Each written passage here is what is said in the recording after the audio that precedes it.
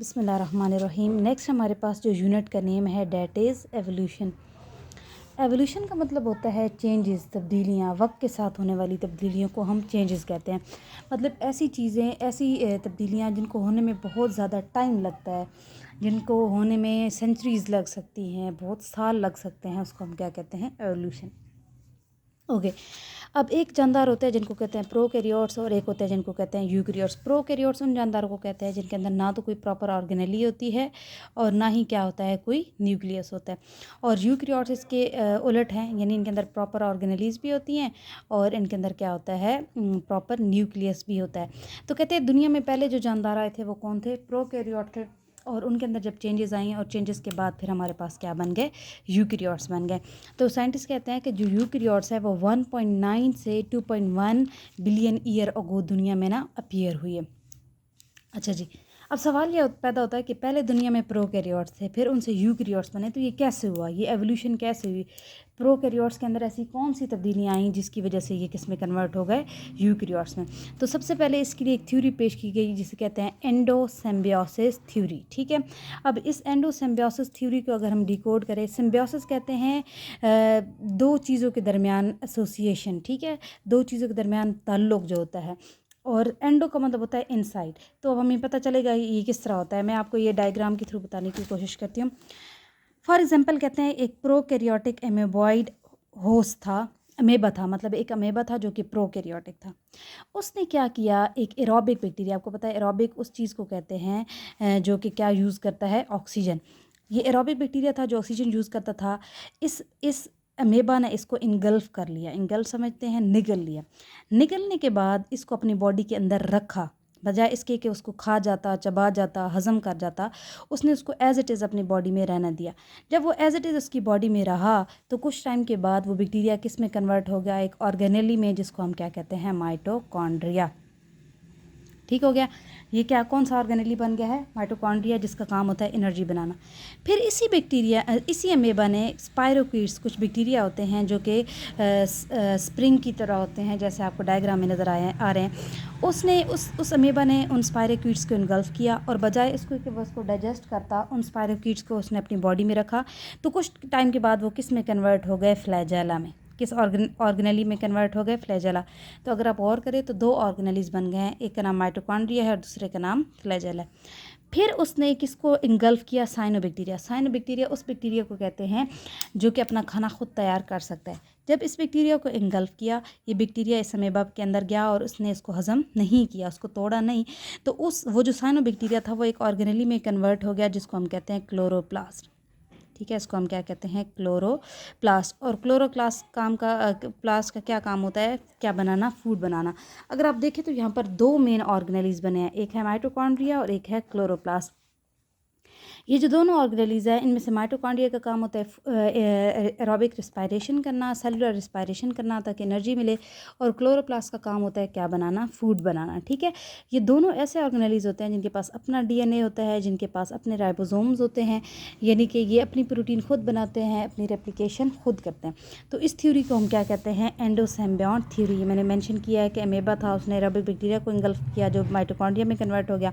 फिर उसने स्पायरोकीट्स को इंगल्फ किया तो वो फ्लैजेला में कन्वर्ट हो गया। फिर उसने फोटोसिंथेटिक बैक्टीरिया को इंगल्फ किया तो वो किस में कन्वर्ट हो गया? क्लोरोप्लास्ट। कहते हैं जब प्रोकैरियोट से एक यूकैरियोट बना। देखिए यूकैरियोट किसे कहते हैं? मैंने आपको बताया था, जिसमें प्रॉपर न्यूक्लियस और ऑर्गेनेलीज होते हैं। तो अभी जो सेल बन गया उसके अंदर माइटोकॉन्ड्रिया भी है, उसके अंदर क्लोरोप्लास्ट भी है, उसके पास फ्लैजेला भी है। तो ये कौन सा सेल हो गया? ये यूकैरियोटिक। कि जब भी यूकैरियोट्स इवॉल्व होते हैं तो कॉम्प्लेक्सिटी भी इंक्रीज़ होती है और डाइवर्सिटी भी इंक्रीज़ होती है। तो दुनिया में पहले यूनिसेलुलर ऑर्गेनिज्म आए और बाद में मतलब प्रोकैरियोट से यूकैरियोट्स बने। फिर कुछ यूकैरियोट्स यूनिसेलुलर थे। यूनिसेलुलर मतलब पूरे जानदार में एक ही सेल, और मल्टीसेलुलर का मतलब क्या होता है? Many sale. जैसे हम लोग हैं, हमारे अंदर जो सेल है वो यूकैरियोटिक है लेकिन हम मल्टीसेलुलर हैं, यानी हमारी बॉडी के अंदर बहुत सारे सेल्स मौजूद है।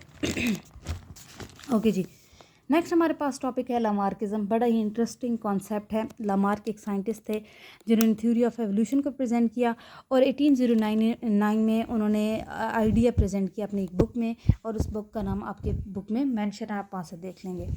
अब लामार्किज्म, जो एक लामार्क साइंटिस्ट था, उसने अपनी थ्योरी पेश की, उसको लामार्किज्म कहते हैं इस थ्योरी के दो मेन पॉइंट्स थे, एक था use and disuse of organ और दूसरा था inheritance of acquired character. Use and disuse of organ हमें ये कहता था, ये साइंटिस्ट ये कहता था कि जो ऑर्गन आप जितना यूज़ करेंगे वो उतना स्ट्रांग हो जाएगा, और जिस ऑर्गन को आप यूज़ नहीं करेंगे वो डिटीरिएट हो जाएगा, वो ख़त्म हो जाएगा, वो आपकी बॉडी से चला जाएगा, डैमेज हो जाएगा। ठीक है, जैसे वो साइंटिस्ट ने एग्जांपल दी कि जैसे वो जो ब्लैक स्मिथ जो लोहार होता है, जो लोहे को डील करता है, जो हैमर से हर वक्त मतलब लोहे को डील करता रहता है, तो उसका जो राइट हैंड के जो बाइसेप्स होते हैं या उसके जो बाजुओं के मसल्स होते हैं वो बहुत स्ट्रांग होते हैं as compared to the person जो कि ऐसा कोई काम नहीं करता। इसका मतलब है कि उसने अपने बाजुओं को बहुत ज़्यादा यूज़ किया, बहुत ज़्यादा इस्तेमाल किया, जिसकी वजह से उसके बाजू, उसके बाइसेप्स काफ़ी स्ट्रांग हो गए। और दूसरा ये कि जैसे वेब फीट, जैसे डक होती है, अगर आप उसमें देखें तो उनकी वेब फीट होते हैं। वेब फीट का मतलब ये होता है कि ये उसकी फिंगर्स होती हैं और बीच में इसकी क्या होती है, मेम्ब्रेन होती है। कहते हैं ये भी इस वजह से है कि वो कॉन्स्टेंटली जो डक्स होती हैं वो अपने टो को क्या करती हैं, स्प्रेड करती रहती हैं, जिसकी वजह से उनके अंदर मेम्ब्रेन स्प्रेड हो जाती है। और इसके अलावा जो स्नेक्स हैं, ठीक है, कहते हैं कि वो क्रीपिंग का काम करते हैं, यानी वो रेंगते हैं बिल में जाने के लिए, दुश्मनों से छुपने के लिए, खाना हासिल करने के लिए। तो उसकी वजह से उनकी जो लेग्स थी वो हमारे पास क्या हो गई थी, लॉस्ट हो गई थी, मतलब टांगें उनके अंदर ख़त्म हो गई थी, क्योंकि वो टांगों को इस्तेमाल ही नहीं करते थे, वो चलते नहीं थे बल्कि क्रीपिंग करते थे इस वजह से। सेकंड जो चीज़ इलॉजिकल भी है एक हद तक, वो है inheritance of acquired character. Acquired का मतलब होता है जो हम हासिल करते हैं। देखिए, जब हम पैदा होते हैं तो कुछ चीज़ें होती हैं जो हमारे अंदर पैदाइशी तौर पर होती हैं, लेकिन हम जैसे जैसे बड़े होते हैं हम सीखते हैं, जैसे साइकिल चलाना हम सीखते हैं, हम रोटी बनाना सीखते हैं, हम गाड़ी चलाना सीखते हैं, तो इनको एक्वायर्ड कैरेक्टर कहते हैं। जो हम सीखते हैं, लर्न करते हैं, वो कौन सी कैरेक्टर है, एक्वायर्ड, जो पैदाइशी हमारे अंदर नहीं होती। तो ये साइंटिस्ट ये कहता था कि आप ज़िंदगी भर जो सीखेंगे वही खसूसियात आपके बच्चों के अंदर भी मुंतकिल होंगी। अब देखें, जैसे फॉर एग्ज़ाम्पल अगर मैं आपको इसकी एक्सप्लेन करूं कि एक बंदा है, वो बॉडी बिल्डर है, ठीक है, ठीक है, उसने बॉडी बिल्ड की, सब कुछ उसने खुद से किया। अब इसका मतलब ये तो नहीं है कि उसका बच्चा पैदा होगा तो वो भी बॉडी बिल्डर होगा, या फिर एक बंदा है वो डॉक्टर है और उसका बेटा भी, जो बच्चा जो है वो भी पैदाइशी डॉक्टर होगा, ऐसा नहीं है।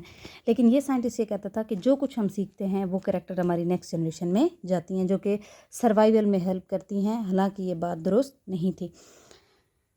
अच्छा, उसने एग्जांपल भी थी जिराफ्स की ना, जो ज़राफ़ा होता है उसकी। कहते हैं कि ये साइंटिस्ट ये कहता है कि पहले जो जिराफ्स होते थे उनका साइज़ का, उनकी जो गर्दनें होती थी, जो नेक होती थी, वो छोटी होती थी।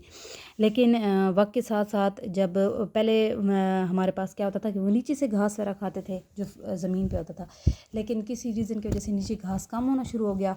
तो क्या हुआ कि जिराफ्स ने जो दरख्तों के ऊपर पत्ते होते थे वो खाना शुरू कर दिए। जब वो खाना शुरू कर दिए तो ज़ाहिर है दरख्तों से जब इन्होंने फूड लेनी होती थी तो ये क्या करते थे, अपनी नेक को थोड़ा स्ट्रेच करते होते थे। तो कहते हैं स्ट्रेच करते करते करते अब जो हमारे पास जिराफ्स हैं उनकी लॉन्ग नेक्स क्या हो गई हैं, लॉन्ग हो गई हैं। ठीक है, ये हमारे पास किसका कॉन्सेप्ट है, लमार का।